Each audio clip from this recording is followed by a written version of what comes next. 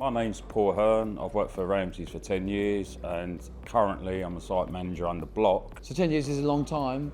You probably understand the culture as good as anyone. If not, how would you describe to the culture to maybe someone looking to come into the industry or, you know? I think for me, I'm the older generation and there's a lot of sort of younger guys coming in, so it's not only a learning curve for them, it's a bit of a learning curve for me as well, basically. So I'll get as much information off of them younger guys as possibly they get off of me as the older guys such. So yeah, it's good.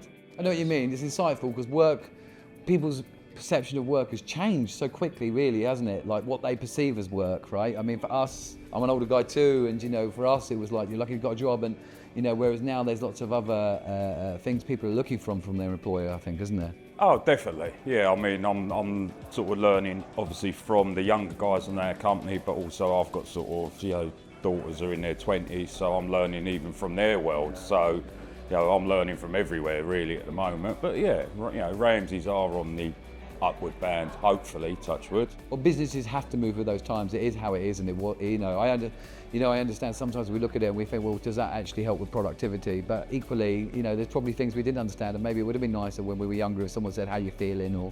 Yeah, I mean, to be honest, I'm learning in the sense, you know, my phone, I haven't got every social media thing because in my world it just wasn't, but I am beginning to learn actually. It isn't all just word of mouth, you do need to see what is out there in a sense. So yeah, it's a learning curve all around. Yeah, no, there's a reality of what's going on and but what's good for us as well, because I think there's a question mark. I know all those platforms went down the other day and I saw a lot of people like pull their heads up like they had never seen the sun before. I never noticed. Yeah, exactly, you've done well for that. And then what do you do? Like, what's your hobbies or your interests? I feel like, you know, I've got to know what your team is because your colleagues have all got a team.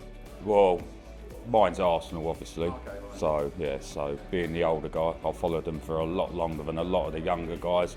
But I'm also a bit of a petrol head, motorbikes, stuff like that. So yeah. Yeah. Which mechanical? Can you do them? Yes. You do the work? Yeah, nice. Oh yes. Yeah. I mean, you know, I think I could do a lot more than the youngsters of today could do. You know, my daughter's boyfriend couldn't even change a tyre on the car. I had to do it. You know, to me that's basic. I know, it's like that now. It is what it is now, yeah. And what's the dream bike? If you could have any bike, which one would it be? There isn't a dream because there's so many. You know, I like the fast bikes, but also I like the cruiser bikes. So for, you know, if I wake up on a Sunday morning, do I want to go mad and not get caught, or do I want to cruise? Yeah. So yeah, I like the Harley Davidson stuff like that, but I do like the street racer type bikes as well, MotoGP, anything. So I'm sort of both ends of the world, as you know, and I like new and I do like old as well. Well, new's got the usability, but old's got the character. Yeah, exactly. Yeah, and people will look at an older bike, whereas I think the modern stuff, it just all blends into one, unless you know what you're looking at. Good stuff. Well, listen, thanks so much for taking some time to talk to us today. It's very good of you.